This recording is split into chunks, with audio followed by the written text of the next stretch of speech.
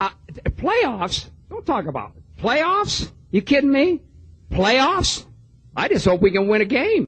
Good afternoon. You're listening to WQKE LP 93.9 FM out of Plattsburgh, New York, and it's episode 2 of the semester of Your Sport, 3 o'clock Sports Report with Desmond and Liam. So what I forgot to do last time, Desmond, is say how we usually start the show with our twinning it tie. So typically we match something. So last show was backwards hat. Today it's frontward hat. You got a Grizzly hat on. What's the motive behind that one? It was sheep on Fanatics.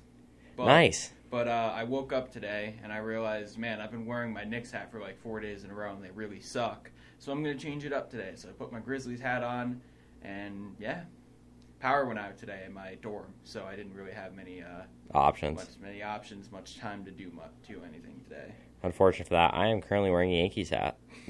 I don't. You're laughing at me. It's just because it's my favorite hat. It's nothing to do with the Yankees. If you're an active listener to the show, you know how much I don't like the Yankees. Or I'm a Yankees fan, but how much I don't like them. I just drew an unfortunate straw. Like, I'm a Yankees fan. I hate them. The Cowboys, I hate them. That's how I feel about all my teams. And then the Islanders, who were really good last year, and now they're terrible again. So, no matter what I do, I just bring bad luck. That's how it goes. How do you think I feel? Yeah, no, I feel bad for you. But, yeah, let's start off with the NFL. Should we start with the NFL? Yeah, so this will be our last show before the Super Bowl. I'm kind of disappointed. We talked about this last time. I'm really disappointed we didn't get to go over every week of the playoffs. Yeah, that would have been nice. Yeah, because there were a lot of great games, and we kind of went over a bunch of them last week. But now we have the Super Bowl. So Super Bowl, Rams, Cincinnati. Second time in 2 years that the Super Bowl's been played at the home field, or giving one team home field advantage. Yeah, it's pretty crazy because never been a home game, and now we have two in a row. And even in the last 4 years, it almost happened. Remember, it almost happened for the Vikings. Minnesota almost made it. I remember that. And then it was the Chiefs, and then the Bucks made it. So the Chiefs. So all right, let me rephrase that. So in the last 4 years, it almost and has happened 3. So it almost happened for the Vikings. Then the Chiefs. That one's neutral. I think they played that one in Miami. Yeah. So that one was in Miami, so that was neutral. But then last season, you had the Bucks, which was the first time that ever happened. Then the Rams this year. So I'm sure if you've been on social media at all, you know how the Rams stadium is that they have a very hard time maintaining fans. But this is what happens. Surprising. Yeah, this is what happens when you move halfway across the country. And also is what happens when you put, 3 now teams in LA? Chargers are in LA, right? Yeah. Okay, yeah. So you have them, 49ers, and Chargers. California is crazy for sports. It's just because it's warm. It's warm. Big market. Probably the best market outside of New York, but even then, New York fans are terrible. I think not saying LA fans are better. Definitely not saying that. But New York hasn't had a very good team. No, not. And even now, what was the last good New York team outside of the Mets making the World Series in 2015? The Giants in 2011. Well, the Islanders or the Rangers. If we want to keep an eye, the Rangers made a cup against that was a lot. That was actually a considerable amount of years ago. It's over 5 years ago. Yeah, but compared to recent success, the Islanders made it to a conference championship last year and they lost. So they could have made a cup. But yeah, besides that, New York hasn't had a very dominant team since essentially the Giants and then before that the Yankees. Even then, man, we were the wild card when we won our Super Bowl. It's not like we were a dominant team. Yeah, but then before that you start thinking the Yankees maybe? The Yankees in the late 90s and the early 2000s. Then, the Giants again. Yeah. And then the Knicks, obviously, when they made the finals a couple times. But that was with Ewing, right? Ewing and everyone's favorite John Starks and Charles Oakley. Yeah. I have many. It's just it's a really unfortunate time to be a Yankees fan. And we were going to talk when we talk about LA, this could be their 3rd championship in 2 seasons with the Dodgers. Yep. Lakers. Yeah, the Lakers and then now the Rams. Yep. But the Rams are the favorite, not by a lot. It's I think 4 points. Yeah, but they are the favorite. But not as much as I thought it would be. Yeah, just because. Actually, wait. No, I almost thought it was going to be more than that. Yeah, I did too. I don't know. Sorry, I didn't mean to. It's very there's no real favorite. The Rams are technically the favorite, but it can easily go each way. And I'm going to get into it of how the number one key for the Bengals to even have a chance right now is their secondary. Agreed. Because you got Odell Beckham, you have Cooper Kupp, Van Jefferson, who's not terrible. He's not bad at all. Tyler Higbee, and then not to mention receiving threats out of the backfield. But they don't have like their secondary is not bad. Like obviously their safeties, Jesse Bates and Von Bell are very good. Mm-hmm. Eli Apple is terrible. I do not care how well he will ever play. He will always be terrible. He's having an okay, just because I know you're biased, but he's having a pretty decent postseason for being named he's Eli made Apple. plays when he needed to make plays. Yeah, exactly. He played well against the Chiefs. The Chiefs game, he got toasted 90% of the time, but he made a huge stop on Tyreek Hill in the end zone. Yep. But that's what I mean. He played okay. Who else do they have? Chidobe Awuzie, I believe that's how his name pronounced. He's a former Cowboy. He's not terrible.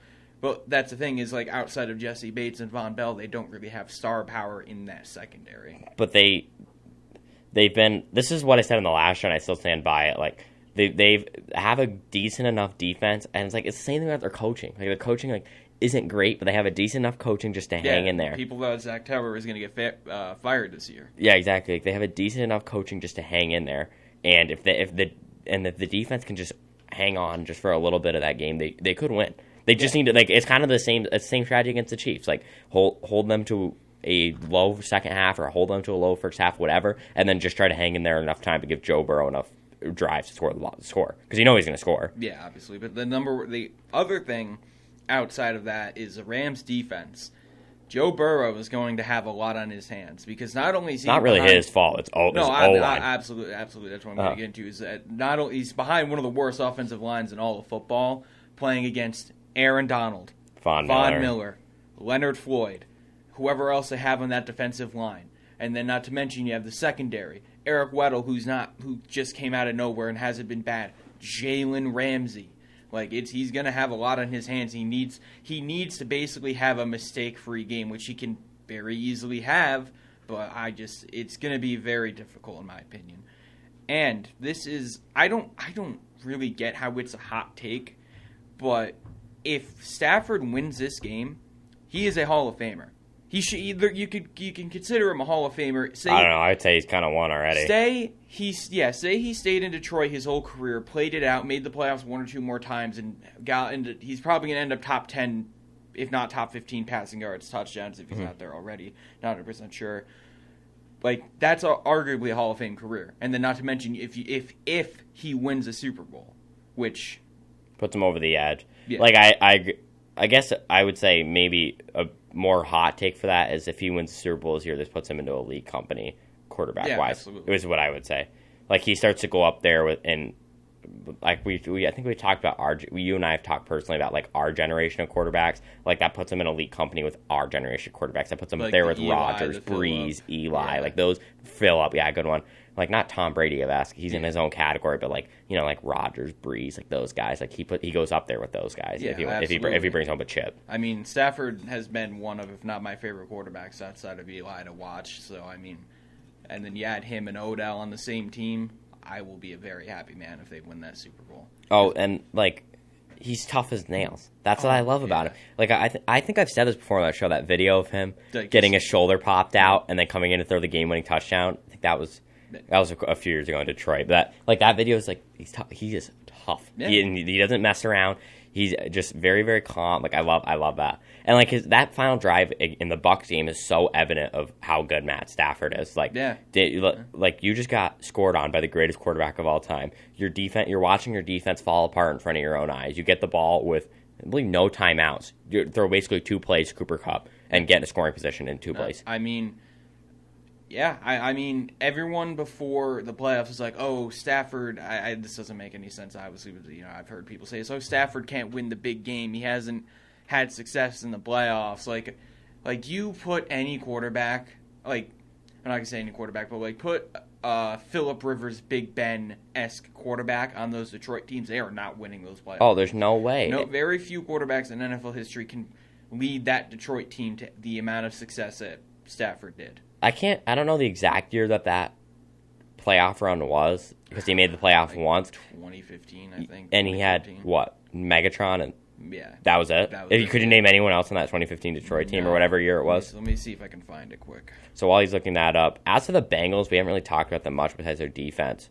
It's, I think, one of the big keys to this game, of course everyone's going to say this, I know, but that Jalen Ramsey matchup, find it yet? No, I'm still looking. Is a big key to that game because we know that Burrow's going to target the crap out of Jamar. What's up? Right here, 2016. Yeah. So on this roster, oh my God. Is it No, bad? they didn't even have Megatron this Yeah, I year. was about to say, by 16 he retired. This isn't bad. Like, Theo Riddick in his prime wasn't that great, but not bad. You have Eric Ebron, good. Golden Tate, solid. Young Golden Marvin Tate. Jones, good. And I completely forgot Anquan Bolden played there. But, I mean, even then, like, outside of those 3 or 4 who none of them were really, like, Great. Like Golden Tate wasn't bad by, like, he had 1,000 yards this season, but, I mean, I forgot still, he existed. I know their defense wasn't that good, though. So, I mean, now he's got... outside of, I think this is one. No, this wasn't even Ezekiel Anza's good year. But I mean, there's wow, Glover Quinn and Darius Slay are like the only notable guys on their defense that I'm seeing right now. Really? Yeah. Exactly. You carry that to the playoffs, and it doesn't even matter whether or not you get a win. That's a statement in itself for sure. But yeah, I mean it's just as I've been saying, the Bengals' offensive line is going to be the key to them winning. If they do not hold up at even the slightest, the Bengals are not going to win the game. Because then, at that point, what do you do? Because you can't throw. You're going to have a tough time throwing against the secondary. Mm-hmm. You're not going to be able to run with that offensive line against that defensive line. It's going to be very tough for the Bengals to win this. They absolutely can. I think there's a good chance that they can pull it through, but I don't know. It's like so weird. They're just such a non-typical Super Bowl team. Is that a good way to put it? Like they're hard to describe. If you like watch them on the field, like they're kind of like odd. Like they just they kind of just barely win games, and like it's like they're just competent enough to hang in games for long enough to do something weird. Yeah. Like every game this playoffs. Let's not count the Raiders game. That game against the Titans, it was like their defense just held up long enough to give them to put them in scoring position to get a 50-yard game-winning field goal. Then against the Chiefs, it's the same thing. Like it was like the entire team could just hang on long enough. I guess it's a testament to their coaching. I mean, both games were basically one off of interceptions. Yeah, exactly. Eli Apple tipped it to. I think Eli Apple tipped both passes that were intercepted. I'm not entirely sure though, but yeah, I mean they hang around and they get a big play that wins them the game. Basically, and when you have that. This is like that's the thing. Like when your team is very kicker reliant, which you can't say they aren't. But they've kicked 12 field goals and 2-game winners in this playoffs. Like I guess you like I said, you just have to hang on long enough to be able to take down the Rams. And I mean they did it to the Chiefs, and the Chiefs were hot as ever. And the Chiefs played great in that game. I would say Mahomes played great. In the first. Played good in the first half, but also when you put up 21 points in the first half.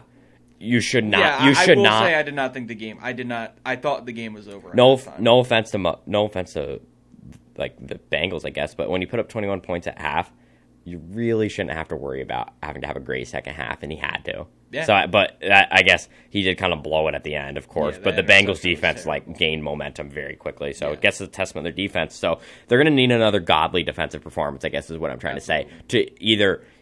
I would say throughout the entire game, not just in one half, because they got really lucky that Mahomes played rough in the second half. But that's kind of the type of play they're going to need in that game. All right. So with that's all I think we got on football. You want to give a prediction? I'm not going to do a score prediction because I'm always terrible at that. I'm not doing that. But I'll go Rams. I'm going to go Bengals again. Because, like I said, I feel like they can just hang on long enough to be able to win that one. So there's our. I'm not doing score. No. Is there the only like free agency news is like obviously the Brady retirement opens up the Bucks for a quarterback. Kyler Murray. Yeah, and then the Kyler Murray thing. So Kyler Murray on Instagram Yeah. deleted anything that had to do with him being on the Cardinals and even unfollowed their Instagram account. This could mean nothing. It could be huge. We've seen stuff like Giannis after the Bucks lost to the Heat, and I believe it was 20 in the bubble. Yeah, it was the year before they won the chip. Giannis unfollowed every single one of his teammates. Bucks, like he was only I think he still is only following like 8 people on Twitter. But obviously that turned into nothing. As like a month later, he signed an extension and then won a championship with them. But I don't know. I mean, there's the opportunity of baseball for Kyler Murray has always been open. So yeah, but I don't think he's taking that route. No, I don't think so either. I don't really know why he'd want to leave because he has everything set up for him. The only reason I'd want to leave that situation is just because your coaching is absolutely terrible. Yeah, but it could be worse. It could be worse, but they did kind of. I mean, he played horrible against the Rams. Let's be honest, but they did kind of fall apart. Or who's his head? What's the coach name? Kingsbury. Yeah, he's notorious for falling apart in the second half of the season. I just don't know. The only place I could see him going that would make sense is like the Bucks, but then you'd have to trade for him. Yeah, because what do they have to trade? They don't have a quarterback they can swap unless the Cardinals want Kyle Trask. Yeah, they're not. I don't know. If you're the Cardinals, unless he demands a trade, you're going to protect him until there's no tomorrow. And if it was a baseball thing, we'd start to hear rumors. Because you have two separate leagues involved, but it's just weird with baseball right now because of the lockout. And also on the lockout, there's no news. It's really weird. And the only news that came out in the last couple of days was they stopped drug testing. Did you hear that? I did hear that. And I know Barry Bonds. I mean, I doubt he cares anymore, but I could go on a whole rant about how Barry Bonds not being in the Hall of Fame is very disgusting. But also, he never was proven for taking steroids. No, I know. And David Ortiz. David Ortiz, who was caught doing steroids, he makes a Hall of Fame. Yeah, he makes the first ballot Hall of Famer. Barry Bonds, who was the home run record and literally might be the best baseball player of all time. Yeah, was never proven once. Yep. Just played in a bad era. Yep, because that's what the MLB is. It's not the MLB. It's more the Hall and the voters. And this is where, again, I mean, if we want to go on a quick tangent here. This has been the recent theme of our show. We're going on quick tangents. Yeah. But if we want to go to a quick tangent here, the voters, in my mind, should not be writers. Because the writers target players they don't like. It's so frustrating. Yeah. This is what happens every year. Who was it? Moss? Randy Moss didn't make it for who knows how long. Oh no, Terrell Owens. It was Terrell Owens. Terrell Owens didn't. Yeah, I don't know why I mix them up, but Terrell Owens didn't make it for who knows how long because the writers hate him. I mean, I don't necessarily think Chad Ochocinco is a Hall of Famer. Obviously, he had a Hall of Fame prime, but in terms of longevity, it's kind of questionable. But even if he was considered to be Hall of Famer, they're not going to let him in. They don't want that. The writers aren't going to let that kind of player in, even though. It's stupid that they would think like that. I mean, look what they did to Terrell Owens, and Terrell Owens was head time. What's hot take here? What's going to happen is Barry Bonds, in how many years it'll be, whatever it is going to die, and then he's going to make it into the Hall of Fame. Probably. That is exactly. It's going to be the same thing with Pete Rose. Pete Rose is going to die, and whenever he dies, and he's going to make the Hall of Fame. Him not being in is unbelievable. But it's not the Hall of Fame's fault. It's the league's fault for banning him. But there's a lot more to that case that I don't really want to go into on a radio show. We'll keep it PG-13 here. Yeah. Or really PG. Yeah. The FCC won't let me be. But with that, we'll move into college basketball with number 1 Auburn losing to Arkansas, who's unranked. I did not watch this game because I didn't know. One, I'm going to keep it. I'm going to keep it a buck. I haven't been paying much attention to college basketball outside of Michigan State, but I did not even know that Auburn was number 1. Yeah, ranked. They moved up to number 1. They were undefeated until yesterday. If anyone is these are the types of moments I love about sports. If anyone's dying to get goosebumps or whatever, just go watch the end of that game. Did you see that? Through the self lob? Held the self lob and then gets a crowd the fans rush the court. That was so cool. That's the type of stuff I love when it comes to sports. Yeah, and then I did not watch any sports yesterday because after seeing the Knicks starting lineup, I decided for my mental health I was just going to not watch basketball. So, and then I go on and see that number 17 Michigan State lost to Wisconsin after this is the second game I believe they've lost in a row after losing to unranked Rutgers they lost by a good bit. So I don't know what's going on with the team anymore. Michigan State just kind of collapses. It feels like very commonly. They don't have that guy. They had Cassius Winston, then they had Bridges. What happened to him? I don't know. He's not even in the NBA, right? Basically, he was supposed to go the year Zion RJ Ja got drafted. He was projected to be late lottery, late first round pick. Yeah. Then he stayed another year, put up similar stats, shot better from 3, and because he's a year older, he went late into the second round, and he's now playing for the Washington Wizards G League team. Okay. So I follow him on Instagram, and he doesn't post anything, or doesn't post anything about basketball. It's just his lack of height and athleticism is what's really killed him.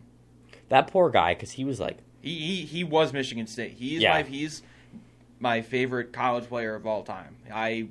Yeah, no, you're good. But it's just, I don't know. It's very sad, but it's whatever. And then, so I guess we can kind of start looking at the rankings a little bit if you want to quickly. Zag at number 2, Chet Holgrim. I'm starting to think he's the real deal. He is him.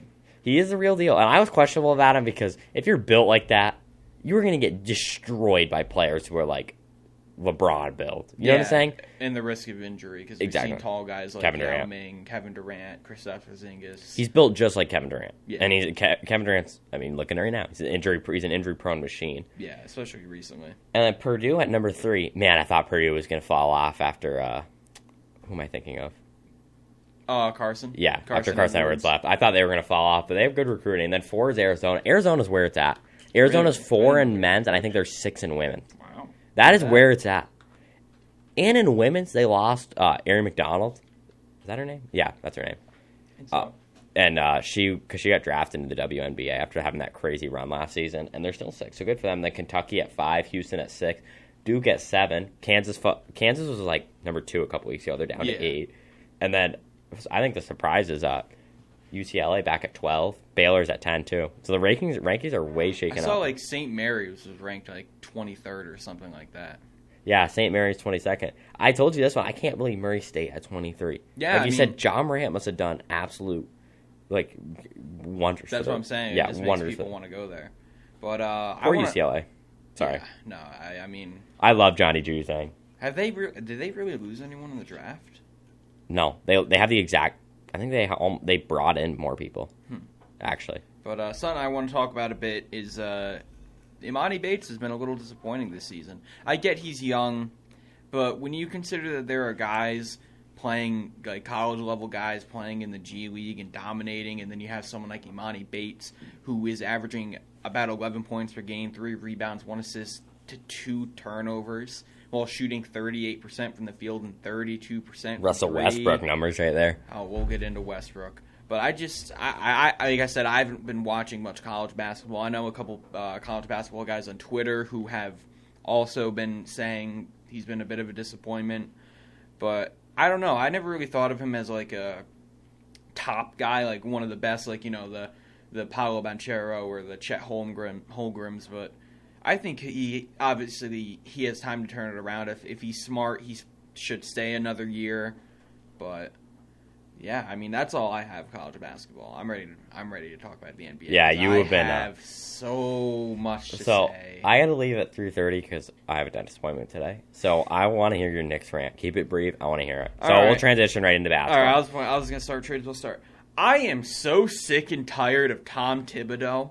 Like I said, I didn't watch a Knicks game last night because I did not want to watch Taj Gibson guard Nikola Jokic.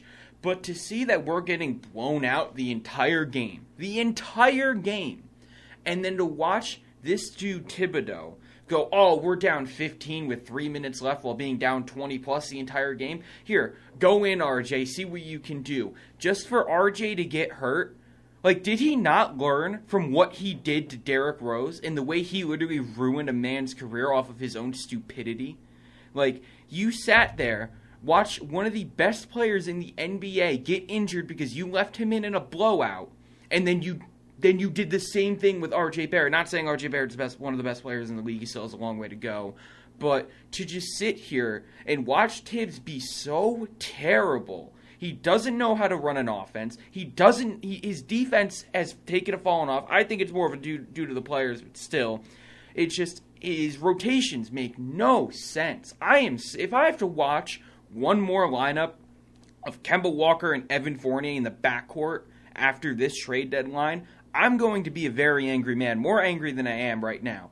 But at this point, he also, another thing is, he doesn't fit our timeline. We should be a rebuilding team right now. This team is not making the playoffs. We're lucky if we make the play-in, let alone we're not winning in the play-in. We'll be lucky if we make the play-in, let alone if we have a chance to beat any team in the play-in, especially if a team like the Nets or the Celtics fall in there, let alone the Hawks, who, I don't want to say, talk like NBA Twitter, but the Hawks own us. They do. I don't care how many games we win in the regular season. What happened in the playoffs is absolutely embarrassing. But just to see Tom Thibodeau be so stubborn and to not learn from his own mistakes, which, again, cost Derrick Rose almost his entire career, it's pretty insane to me that he just doesn't learn.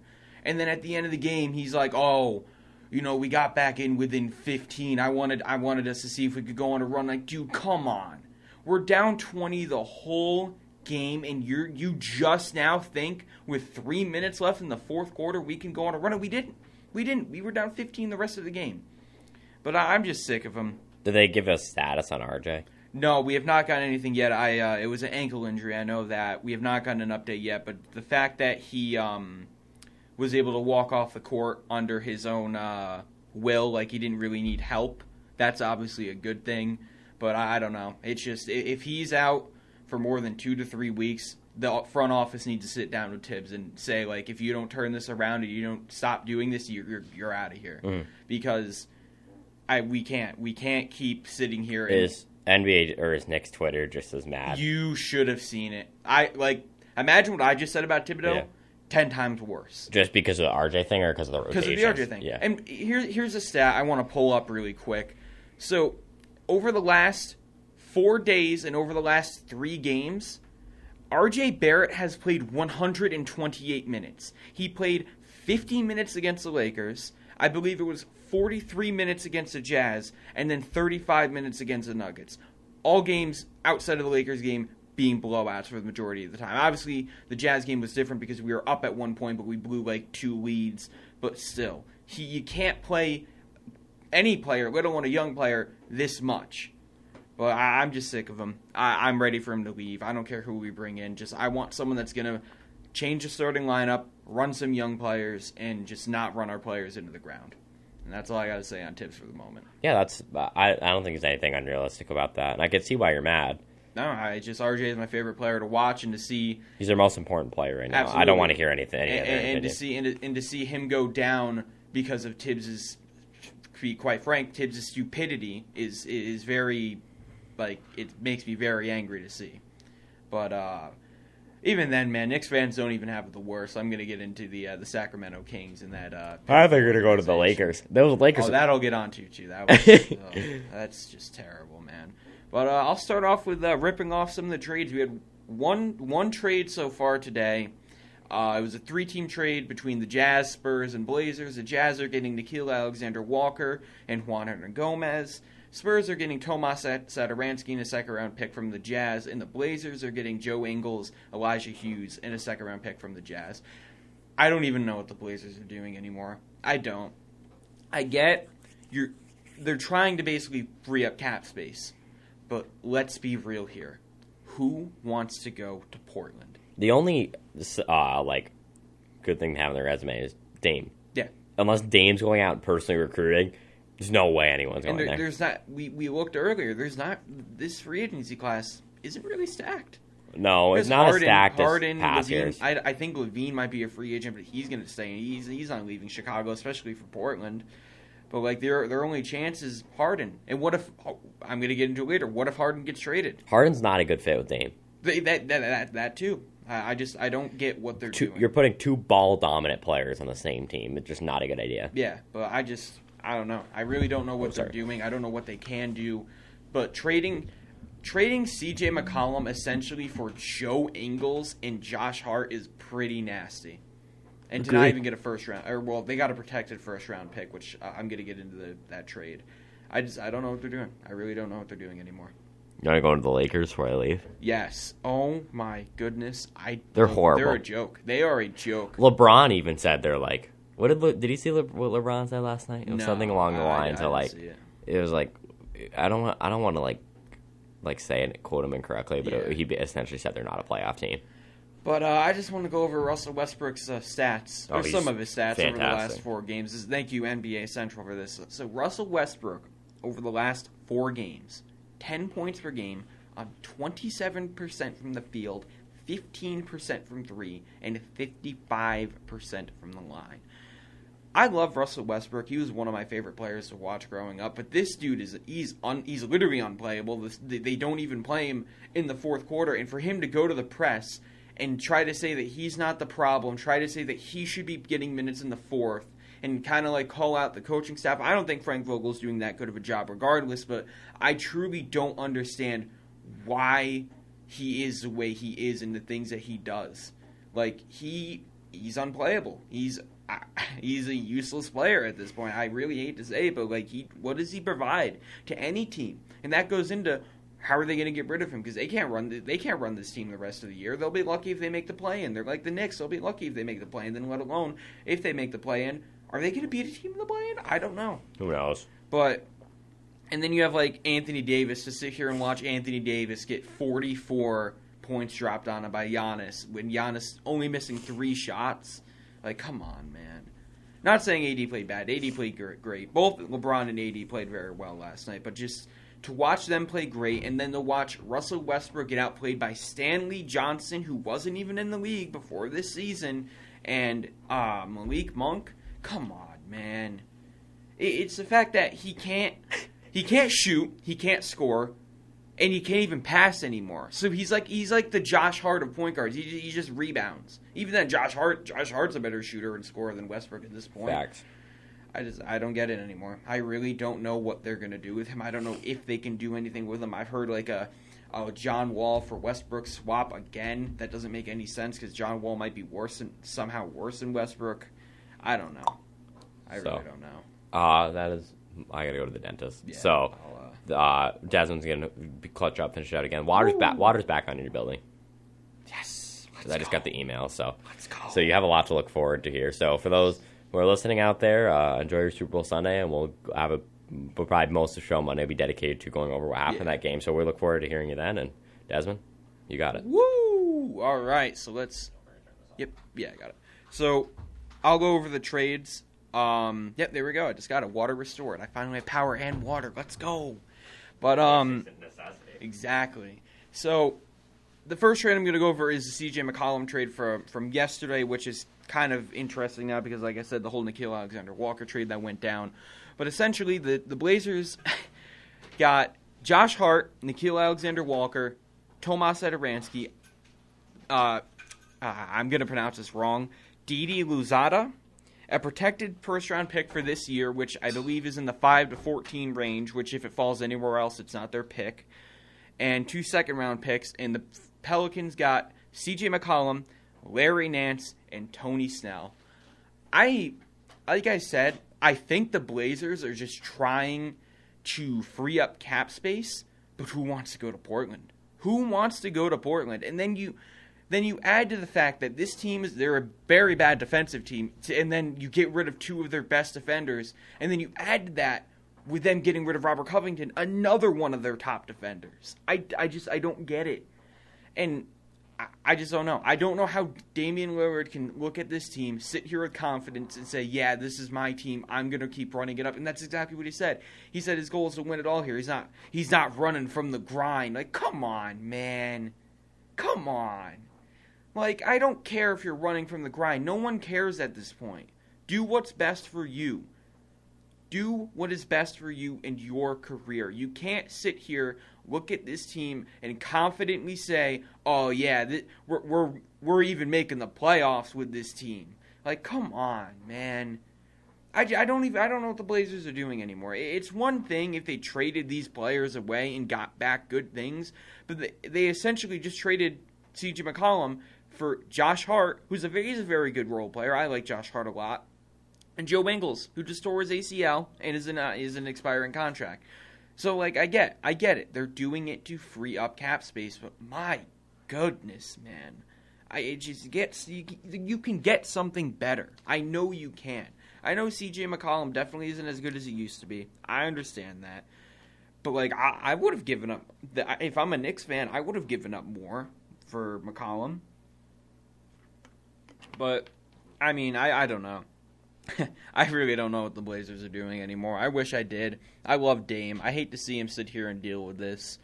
But with that, we'll move on to the other trade that happened yesterday. There's only been 3 trades, in the last couple of days, and this is the other one that is arguably worse than the McCollum trade. It was the Domantas Sabonis trade, in which the Kings received Domantas Sabonis, Justin Holiday, Jeremy Lamb, and a 2023 second-round pick for... and the Pacers received... I'm laughing at this because it's so terrible. And the Pacers received Tyrese Halliburton, Buddy Hield, and Tristan Thompson. To say I was shocked when this trade was announced is an understatement. I was actually in class with Liam And I just turned to him, and I couldn't believe it. I like tried not to laugh mid-class. How do you look at Tyrese Halliburton in the way he's playing, the way he has been playing, and his potential as a young point guard in this league, and trade him for Domantas Sabonis, who... Let me take a look at where the Kings are in the standings. Like, are they even fighting for a play-in spot right now? I'm not 100% sure. I'm gonna keep it a buck. They are, or that's East. They're the 13th. They're only 2 games out of the play-in, like the last spot in the play-in. But like, you have the Pelicans trading for McCollum, so they're gonna keep playing better. The Spurs, you never know what they could do. Like, why do you do that trade? And let alone, not only why do you do that trade, why do you trade away Halliburton and not Fox? I love De'Aaron Fox. I wanted him on the Knicks. I know not a lot of Knicks fans are going to agree with me in that. I wanted him on the Knicks. But to see the Kings just completely disregard one of their best players for, yeah, I get Sabonis might be better now, but I saw a YouTuber I like a lot of, Rusty Buckets. He put it together the best. He said that Tyrese Halliburton, with all the contract extensions and all that's left on his deal, you have him for 7 years, basically guaranteed. You have him for 7 years if he doesn't request a trade. And then you trade him for Sabonis, who I believe is only under contract for 2 more years. Let me just double check that. I truly don't understand that. I don't get why you give up on a young player to fight for a spot in which you might not even get, and they're not even done. I mean, as much as I hate it, yeah, Sabonis is only under contract for about 2 more years. Like, they're saying that they're looking to trade Harrison Barnes. I'm assuming a Rashawn Holmes trade is coming soon, because not only are him and Sabonis a terrible fit, but you also have he's been who did they play last night? I can't remember who they played last night, but he was a late healthy scratch for personal reasons, which probably means he is getting traded. I don't know where. I don't think I doubt he's going to the Knicks, but I definitely wouldn't want him regardless. Not that I don't think he's good. I think he's a very good player, but I'd rather have Mitchell for now. But I don't know what the Kings are doing. You don't give up that kind of player for a player of Domantas Sabonis' caliber. You don't do that. But anyways, my notes all messed up because I had the trades to go first, and then I was going to talk about Tibbs. But shout out Lance Stevenson before I jump into into other things. Shout out Lance Stevenson for having a near triple double last night of 24 points, 9 rebounds, and 8 assists. I mean, I'm glad he's in the league. Very glad he's in the league. I loved watching him. I loved the way he would toy with LeBron in the playoffs. But to see him just not only be back in the league, but to succeed, it really does make me happy seeing all these all these guys, just come back. Like I like Stanley Johnson. He's back. He's playing the best basketball of his career. Lance Stevenson. But one thing I want to talk about, because the Knicks play on the trade deadline. So it makes sense that if they're going to do a deal, that it would happen today or like early tomorrow.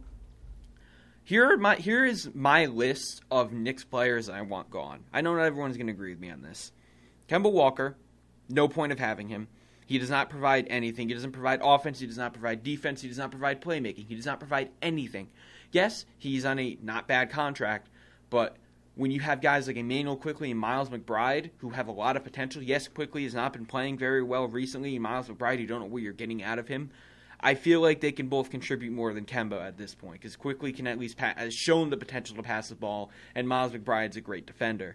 But Kemba, Evan Fournier, he's had a lot of good games this year, but when you have guys in the rotation that aren't getting minutes like Cam Reddish, Quentin Grimes, who gets his minutes cut a lot because of Fournier, just guys like that, and then you have a lot of the stinkers that Fournier manages to put together. It's not worth keeping him, especially when I think he's making like $17 million each year for the next 3 seasons. I don't really want that contract on my team, let alone that kind of player who's just extremely inconsistent. But with that, Alec Burks, I am on the boat. Oh. I mean, okay, I'm going to get on a tangent. I know this is very out of order, but according to Brian Windhorst, the Lakers are not willing to include 2027 first-round picks in Russell Westbrook discussions. I'm going to get into Brian Windhorst in a second because things are getting very interesting with him and James Harden discussions. But Alec Burks, I get he's not in the best role. For some reason, Tibbs is playing him at point guard, but still, he can't hit his shots. He can't pass, can't play defense. And again, it takes away minutes from guys like Quickly and McBride even more than Kemba at this point. Nerlens Noel, I wasn't a big fan of him yesterday. Yes, he had many big moments, but he was not good for us in the playoffs. He was getting exposed every game because he can't guard the pick and roll. So he's had the same issues this year. He's unhealthy far too often, and honestly, he blocks shots. But outside of that, if he's not blocking a shot, he's like Mitchell Robinson his rookie year. If he's not blocking a shot, he's getting scored on every single play. And I like Nerlens a good bit his first year. Like I wasn't crazy about him, but like I was like, oh cool, like I'll take Nerlens. But I think he's only making like $9 million. Like at that point, just trade him. Especially with the Hornets making PJ Washington available. If they want Nerlens, I do that in a heartbeat. I want PJ Washington on my team so bad, just for the fact that he can shoot the ball. Because putting him, I doubt he'd start if we were to trade for him, but putting him in a starting lineup with RJ and Randall would be huge for them. Because it's just the ability to have a center that spaces the floor. I love Mitchell Robinson, but like there was a moment, and I think it was a Jazz game, like Julius I don't think he should have gone up back for the putback, but like Mitchell Robinson was like standing right next to him, like it looked like he didn't know where to go, and that led Julius getting blocked by Azubuike. But I think that's it. Randall, I kind of want gone, but I don't know. Here's my theory on Randall. I think no one's gonna agree with me on this, but I think Randall is the most elite bag chaser of all time. Because not only do you have how poor he's been playing all year, but I find it a little suspicious that as the trade deadline is coming up and there's rumors of him getting traded, that he is now picking up his play, hustling. Maybe it's just he's out of the funk he was in. His mental health is better, which I pray it is. But I don't understand why he's been playing so poor and now he's picking his play up. I don't know.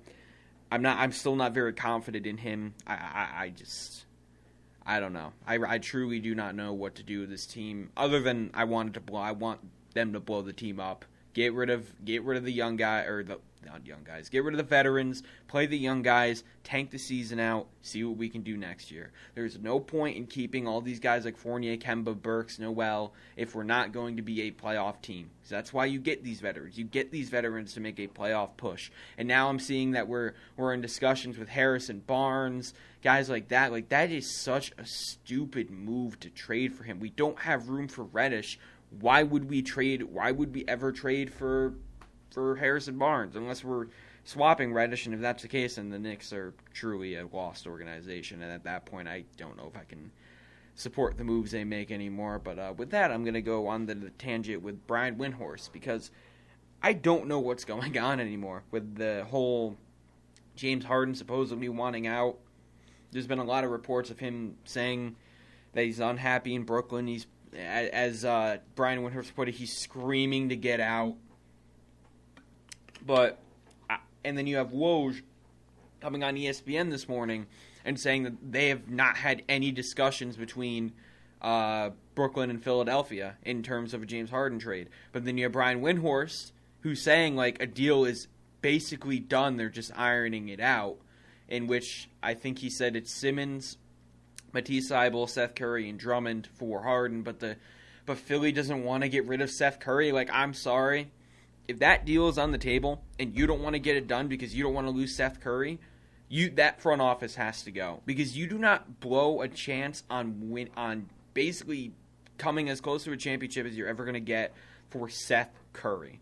You can replace a Seth Curry-esque player. You can. You're not getting another Harden. Like, Simmons isn't playing this year. He's never going to play for your organization again. You have to get rid of him. And I'm telling you right now, if they pair Harden and Embiid, there is a very good chance they win the East. Because in my opinion, the only team that is capable of stopping that duo is Milwaukee. And even then, if Middleton and Holiday both they both play kind of poor in the playoffs like they did last year, there's a good chance they lose that matchup. But I don't know. I mean, if you're Philly, you do that deal in a heartbeat. And in my opinion, the Nets are going to be better with Simmons, because he can not only play that Harden role of being the facilitator, but he adds so much needed defense to your team. But I don't know. I really don't know what the Nets can do, because you have Kyrie. Who knows how many games that dude's going to be able to play? Who knows how many games in the playoffs he's going to be able to play? KD, who's injured right now and could very easily get injured in the playoffs again. And then, what are you going to have Simmons out there by himself? Like when they're playing home games in the playoff? Like I don't know. I've never seen a team fall apart because of off the court issues. Like usually, like super teams, you have like the failed super team of the Nets with Paul Pierce, Garnett, Deron Williams, Joe Johnson. They were all old. They all fell out of their prime. They weren't playing well. But then you have this team where you have KD getting injured, Harden wanting out, and now Kyrie with the whole, I'm not getting into his issue, but everyone knows what it is at this point. I don't know. I don't know how a team like this fails. I really don't. It's like everything that could have gone wrong went wrong for this team to not work out. And that's really, really what it had to take, because I know a lot of people, that, kind of including myself, like I really wanted to see Harden get a ring. I really wanted to see, KD succeed, because they're two, I like those guys, like, a lot. But to just see, just this team fail, like, especially being a Knicks fan, I don't like the Brooklyn Nets that much. I'm sorry. I don't. More of it because of their quote-unquote fans.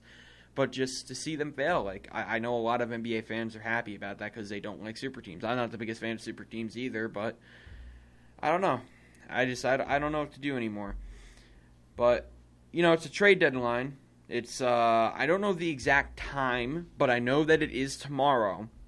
So basically, if anything is going to happen, it's going to happen tonight and tomorrow morning. Any big moves, I'd imagine. But in regards of a Harden trade, I know Windhorst said that like they're gonna keep going until basically the end of the deadline, which I get it.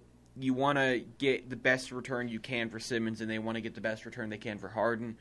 But it's just I don't know what to believe, because obviously Woj is like the number one guy when anyone wants trade information. Any insider information, they go to Woj or they go to Shams.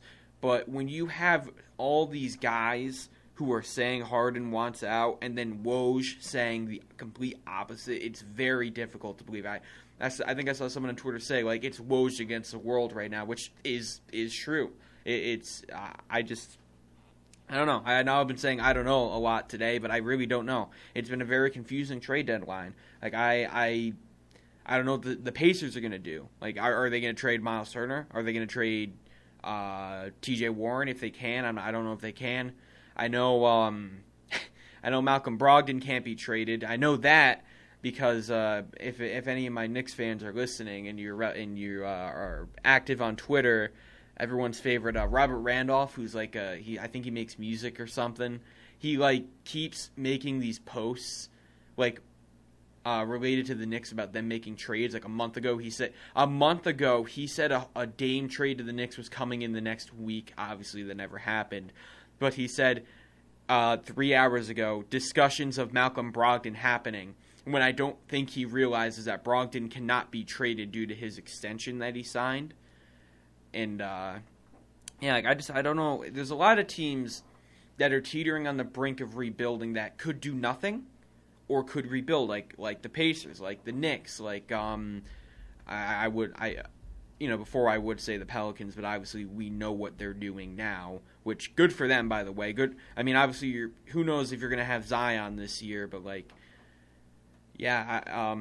also, other news I forgot to point out is Bradley Beal had season-ending surgery on his wrist.